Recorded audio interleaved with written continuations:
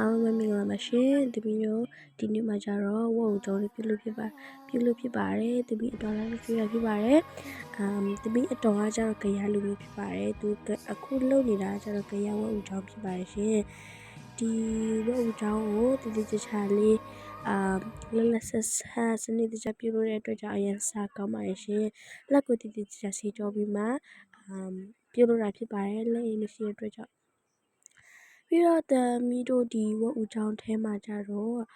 ပါဝေပစ္စည်းလေးတွေပါဖြစ်ပါတယ်ပါဝေပစ္စည်းတွေမှာကြတော့စပလင်ပါမယ်ပြီးတော့ကျက်သွဖြူကျက်သွနီပြီးတော့ငရုတ်တီပြီးတော့မက်ကတီ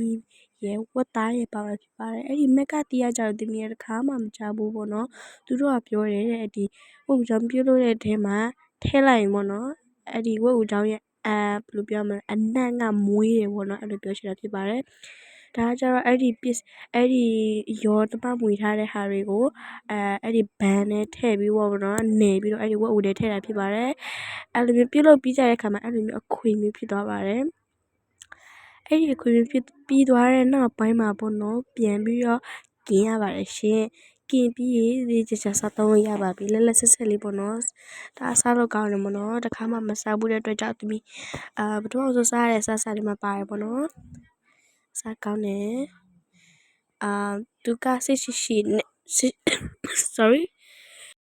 သမီးချမ်းနဲ့ဆိုတာလို့ sorry ပါရှိနဲ့ပြုလုပ်ပေးရတော့လေအရင်ကျေးဇူးတင်တယ်မနော်မစားဘူးတဲ့ရအောင်လဲ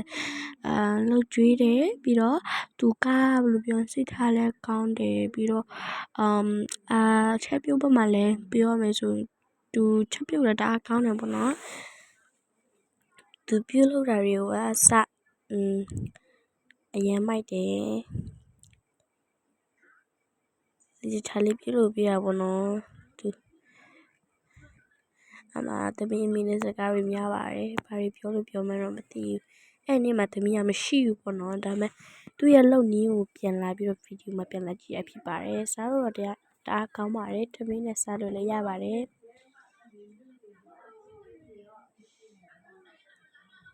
ပထမဆုံးစားရစားပါမယ်ရှိနဲ့လုပ်ပြီးရှိနဲ့သူလည်းရှိနဲ့စားရတာပေါ့နော်စားရပါဗျာသူစကားနည်းနည်းများလိုက်ပါတယ်အမokay အဲ့ဒါကြတော့ဟုတ်ဖြစ်ပါတယ်အများကြီးကျန်နေတယ်ပေါ့နော်သူတို့လောက်အောင်ပါလို့ရဲ့ background ကျတော့ကြည့်ရနေနေဆိုပါတယ်အဲ့အတွက်မှန်ပါတယ်ရှင်